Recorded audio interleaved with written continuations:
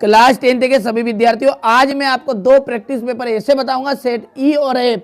ठीक है, मैं जानता हूं कि ए से डी तक परीक्षा हाल में आ रहा है, लेकिन मैं बोल रहा हूं प्रैक्टिस पेपर, ये दोनों पेपर आप करके जाओगे तो ये लिखा पढ़ी के साथ गारंटेड के दूं कि 60 से 65 नंबर लाने से कोई माए का लाल नहीं रोक सकता। इन दोनों पेपर में से 60 से 65 नंबर का आएगा। परीक्षा हाल में जाकर और मिलान कर लीजिएगा, पेपर आ जाए उसके बाद एक बार इस वीडियो को जरूर खोल के मिलान कर लीजिएगा। इस ए और सी में से ही 60 से 65 70 नंबर का फंसेगा। ठीक है, चलिए शुरू करते हैं। यदि द्विघात बहुपद A X square plus B X के शून्यक अल्फा और बीटा है तो अल्फा इंटू बीटा का मान होगा तो सी बटा ए होगा। 96 और 404 का एचसीएफ, देखिए इनका दोनों का एचसीएफ जो निकलेगा ना वो निकलेगा आपका 4। ठीक है, वर्ग समीकरण में मूल वास्तविक नहीं होंगे। वास्तविक कब नहीं होते हैं? जब जीरो जो है ना वो बड़ा रहता है ना, तो बड़ा रहता है यानी कि ऋण में मान रहेंगे अपना। 3 के गुणज प्रथम 5 पदों का योग बताइए। 3 के गुणज यानी कि 3 को 3, 3 दूनी 6, 3 क्या 9, 3 चौको 12, 3 5 15, ये लिस्ट है। अब इन सबको आपको जोड़ना है। जब जोड़ोगे तो फॉर्मूला के तहत जुड़ता है, जैसा कि आप जानते भी हैं, तो ये कंप्लीट कर लेना। 45 है।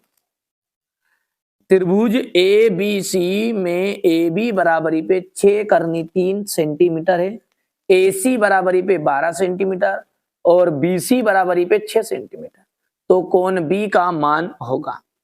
तो देखिए कोण बी का मान जो होगा ना वो होगा 45 डिग्री।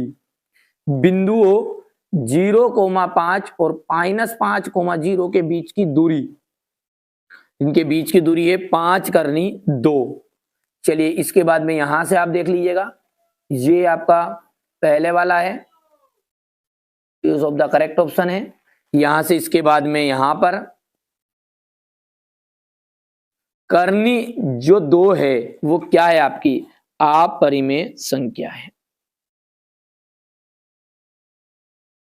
यदि रेखाएं समांतर है तो युग्म समीकरण युग्म का कोई भी हल नहीं होगा, कोई हल नहीं होगा।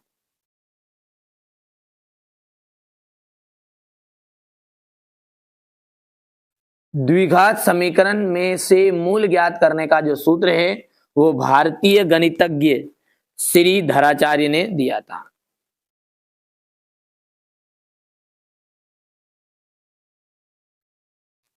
समांतर श्रेणी ए बराबरी पे 3 है, एल बराबरी पे 15 है, तो 5 पदों का योग कितना हो जाएगा? तो ए बराबरी पे 3 तो ये आ जाएगा आपका, देखिए 45 इसका योग आ जाएगा, है ना। प्रत्येक वर्ग जो होते हैं, प्रत्येक वर्ग आपके समरूप होते हैं।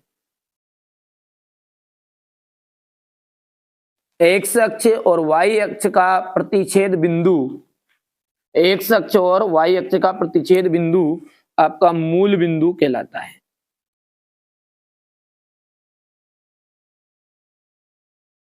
ठीक है भैया, अब यहां से देख लीजिएगा, ये आपके इंग्लिश मीडियम वाले बच्चों का है।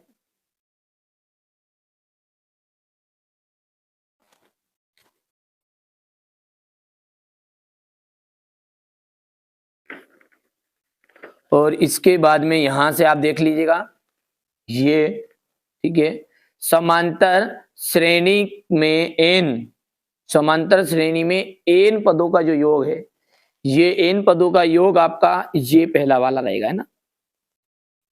दूसरा जो है किसी बिंदु की एक्स अक्ष से दूरी, देखिए एक्स अक्ष से कोटि कहलाती है और वाई अक्ष से भुज कहलाती है, इस बात को ध्यान रखिएगा आप, है ना।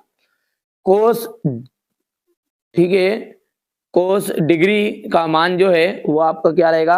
1 रहेगा। 1 माइनस कोस स्क्वायर थीटा, इसका होता है साइन स्क्वायर थीटा, और साइन का जो करनी घात 2 है उससे कट जाएगा, तो ये आपका चौथे वाला साइन ए आ जाएगा। वृत्त की एक ही अवधि में कोण, ये सॉरी सेक ए का जाएगा 1 + tan स्क्वायर, ये 5 हो जाएगा, और एक ही अवधि में जो कोण है वो आ जाएगा आपका बराबर।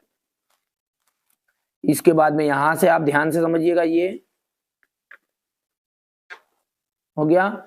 एक द्विघात समीकरण है आपका ax² + bx + c के लिए विविक्तकार का जो फॉर्मूला है वो आ जाएगा आपका b² - 4ac d = अवनमन कोण की परिभाषा लिखिए। अवनमन कोण की जब परिभाषा है तो जब बिंदु क्षैतिज रेखा से नीचे होता है तो दृष्टि रेखा और क्षैतिज रेखा के बीच में बना जो कोण है वो आपका अवनमन कोण कहलाता है। तो ये आप कर लेना है। किसी खंबे की छाया तथा ऊंचाई समान होने पर सूर्य का उन्नयन कोण कितना होगा। देखिए जब बराबर दोनों चीजें बराबर कब बनता है, ये 45 डिग्री का कोण रहेगा। एक वृत्त की कितनी समांतर स्पर्श रेखाएं खींची जा सकती है, तो एक वृत्त की 2 समांतर रेखाएं खींची जा सकती है। 2 कोण थीटा वाले त्रिज्यखंड का के संगत चाप की लंबाई का जो फॉर्मूला है वो है पाई आर स्क्वायर थीटा बटा, देखिए दीर्घ है क्या, संगत चाप है ना,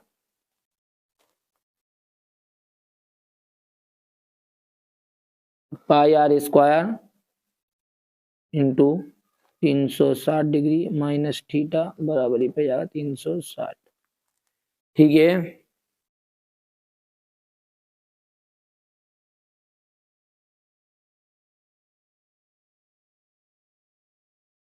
त्रिज्यखंड का जो फॉर्मूला है वो आपका यहां पर हो जाएगा पाई आर स्क्वायर थीटा बटा 360। सॉरी यहां पर इनने गलत भर दिया है ना, ये आपका छठे वाला है ना, ये छठे वाला है और ये है आपका पांचवा, ये पांचवा यहां पर लिख देता हूं मैं, पाई आर स्क्वायर थीटा बटा 360, ये पांचवा है ना क्योंकि त्रिज्यखंड वही है, और ये छठा हो गया। कर लोगे कंप्लीट, तो ये आपको ध्यान से देख लेना है।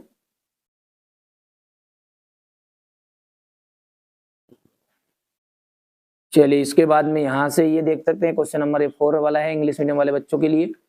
ठीक है, यहां से देखिए सत्य असत्य है। अब आगे, समान लंबाई की भुजा वाले सभी समबाहु त्रिभुज सर्वांग सम होते हैं, तो ये बात आपकी सत्य रहेगी। अर्धगोले का आयतन 2/3 पाई आर स्क्वायर होता है। देखिए अर्धगोले का जो आयतन है ना उसका फॉर्मूला था 2/3 पाई आर क्यूब, तो यहां पर देखिए 2/3 पाई आर क्यूब होता है, तो इसलिए ये बात आपकी हो जाएगी असत्य। क्यूब रहता तो यहां पर सही रहता। शंकु का वक्र पृष्ठीय क्षेत्रफल हो जाएगा आपका पाई आर एल, बिल्कुल सत्य बात है ये तो। 3 बहुलक बराबरी पे बहुलक प्लस 2 माध्य, ये भी सत्य बात है।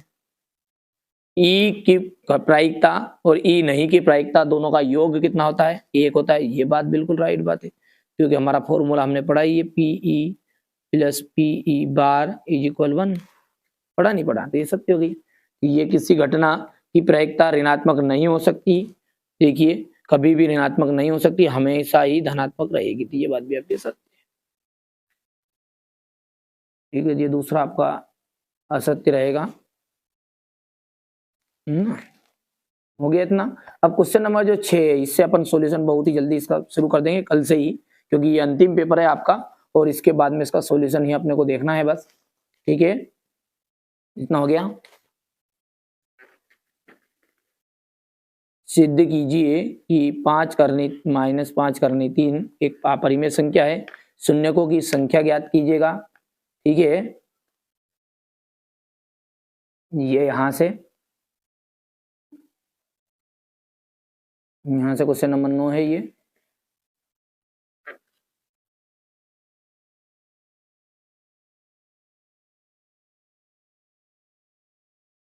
देख लीजिएगा। क्वेश्चन नंबर 11 है, ये 12,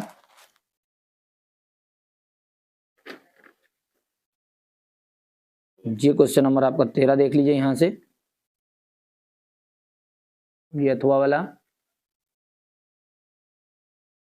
ये 14, 15 और ये क्वेश्चन नंबर आपका 16 है, यहां से देख लीजिएगा। हो गया, ये 17, 18। बढ़िया से मेहनत करिएगा, जो बच्चा मेहनत करेगा ना सफलता रंग लाएगी है ना। इसके बाद में ये क्वेश्चन नंबर 19, ये क्वेश्चन नंबर 20, ये 21, ये हो गया। इसके बाद क्वेश्चन नंबर 22 और ये क्वेश्चन नंबर 23। चलिए बिना किसी देरी के हम सेट ई को समझेंगे, फिर 15 और 21 का एलसीएम क्या होगा।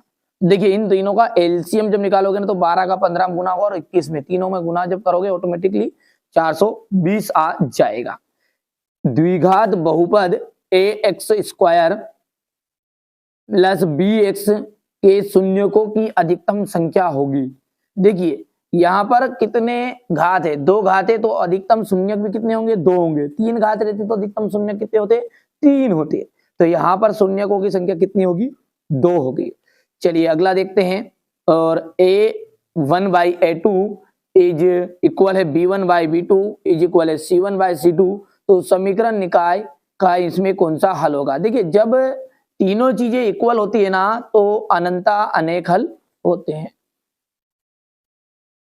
अगला है यहां पर a is not equal to 0 है और 2 भिन्न वास्तविक मूल है। देखिए वास्तविक मूल होंगे तो कहने का मतलब है कि आपका जो b² - 4ac है वो बड़ा है, किससे, 0 से बड़ा है।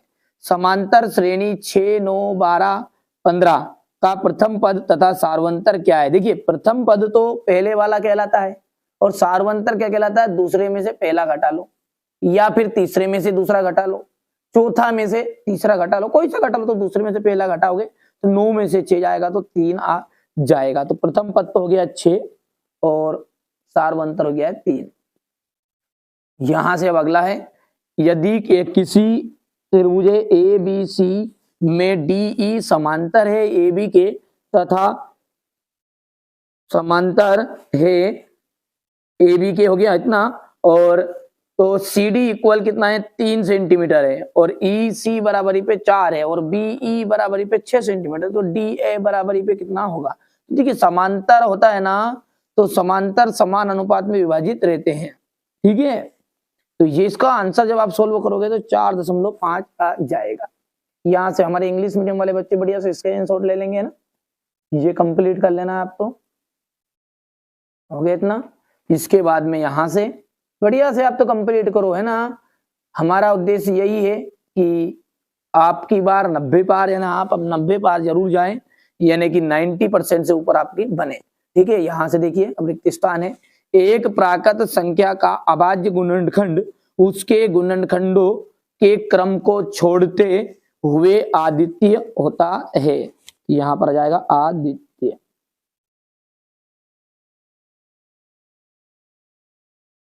द्विघात समीकरण का जो विविक्तिकार है वो ऋणात्मक होता है। जब विविक्तिकार ऋणात्मक होता है तो मूल वास्तविक नहीं होंगे, ठीक है, वास्तविक मूल नहीं होंगे। तो हम लिखेंगे मूल वास्तविक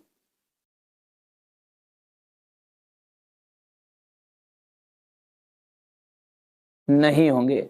समांतर श्रेणी 3/2, 1/2, माइनस का 1/2 और माइनस का 3/2। इसमें सार्वंतर क्या है, तो देखिए सार्वंतर किसे कहते हैं, जब 2 पदों के बीच का अंतर। तो जिसका सार्वंतर बनेगा, देखिए आपका इनका जब एलसीएम लोगे ना तो ये 2 आ जाएगा और 3 में से, सॉरी 1 में से 3 घटेगा। तो यहाँ पर आ जाएगा माइनस का 2/2 यानी माइनस का 1 आंसर आ जाएगा।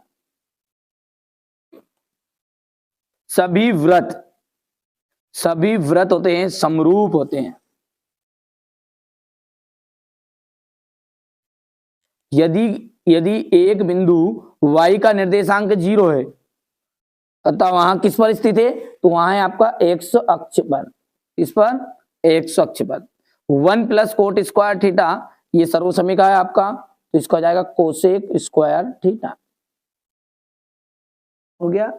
इसके बाद में ये फिलिंग द ब्लैंक से थोड़ा सा छोटा कर दें ताकि हमारे इंग्लिश मीडियम वाले बच्चों को दिक्कत नहीं आएगी। बढ़िया से आप तो कंप्लीट करो, है ना भैया। ये हो गया ना। इसके बाद में है जोड़ी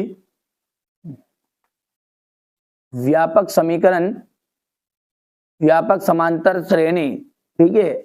व्यापक समांतर श्रेणी जो है उसका यह आ जाएगा ये a प्लस माइनस, यहाँ पर देखिए ये प्लस माइनस भी है ना, ये आपका हो जाएगा पहला। किसी बिंदु की y अक्ष से दूरी, देखिए y अक्ष से दूरी है तो कहलाएगी आपकी भुज, और x अक्ष से रहती तो कोटि कहलाती। sin² theta plus cos² theta equal होता है 1। tan 60 का जो मान होता है ना वो होता है √3।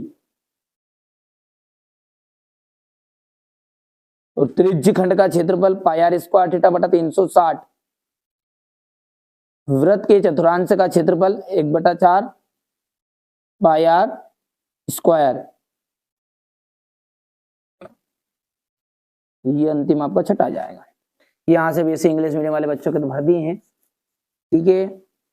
आप तो निश्चिंत रहिए, भरोसा रखिए मुझ पर, ठीक है। ये बच्चे जिस तरह से टॉपर बने ना, आप भी इनकी लिस्ट मांगे। ये ऑफलाइन कोचिंग का रिजल्ट है, ये मन से नहीं उठा के पटका है, ठीक है। रिजल्ट खोल कर देख लेना, आप है ना 95.75 इस तरह से परसेंटेज रही है। इससे पहले वाले सत्र का देख लेना आप, है ना। ये यहाँ से ये 90 है, ये 90 है, ये 90 80। यहाँ से मेरी की बार ऐसी है विचार कि आप हमेशा, ठीक है, जीवन भर याद रखें। इसीलिए 90 पार के लिए यहाँ पर दिन रात मेहनत कर रहे हैं। और जो बच्चा वास्तव में करना भी चाहता है 90 पार, वो कर लेना, ठीक है। किसी वर्ग समीकरण के चर के दोनों मान उस वर्ग समीकरण के क्या कहलाते हैं? तो वो कहलाते हैं मूल। यदि यहाँ पर द्विघात बहुपद होता तो वो कहलाते, ठीक है, आपके क्या कहलाते? शून्यक। चलिए, मूल बिंदु से x, y के बीच की दूरी, तो x, y के बीच की दूरी आपकी बनेगी √x² + y²। किसी बाह्य बिंदु से वृत्त की अधिकतम कितनी स्पर्श रेखाएं खींची जा सकती है? तो 2। शंकु के आयतन का फॉर्मूला है आपका 1/3 पाई r स्क्वायर h, ठीक है। शंकु की तिर्यक ऊंचाई L = √r² + h²। आंकड़ों की में सर्वाधिक बारंबारता वाला पद क्या कहलाता है? तो वो कहलाता है बहुलक।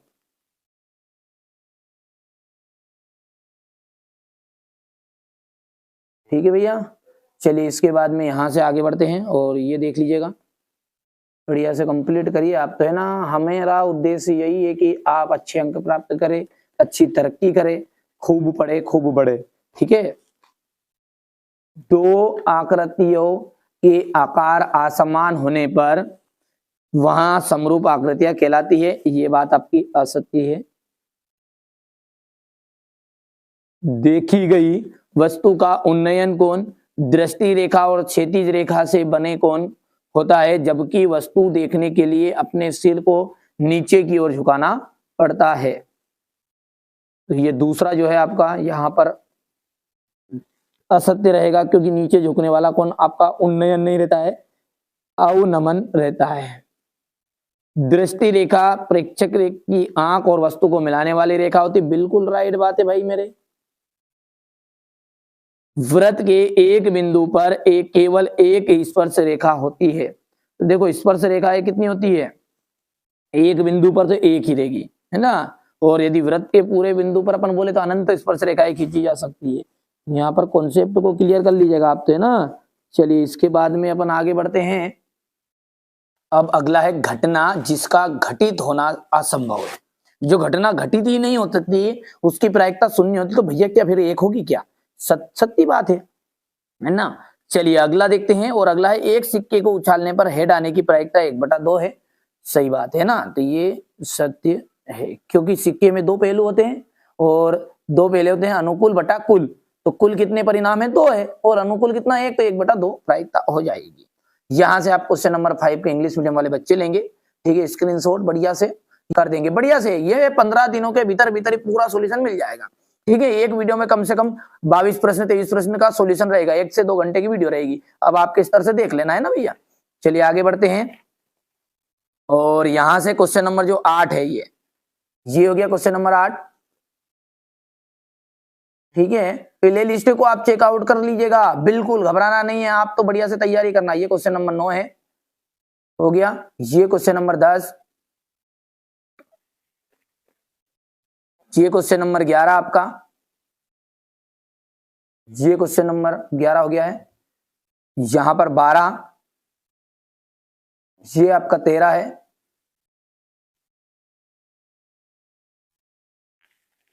यहां से देखिए, प्रायिकता की परिभाषा लिखिए, पूरा घटनाएं क्या होती है। यदि P नहीं की P की प्रायिकता 0.06 है तो ई नहीं की प्रायिकता क्या होगी, ठीक है। ये यहां से देखिए, भूमि पर से 60 मीटर की ऊंचाई पर पतंग उड़ रही है, हो गया। ये क्वेश्चन नंबर इसका यहाँ पर 19। यहां से ये क्वेश्चन नंबर 20, ये प्रतिस्थापन है, ये अथवा हो गया है। ये क्वेश्चन नंबर 22,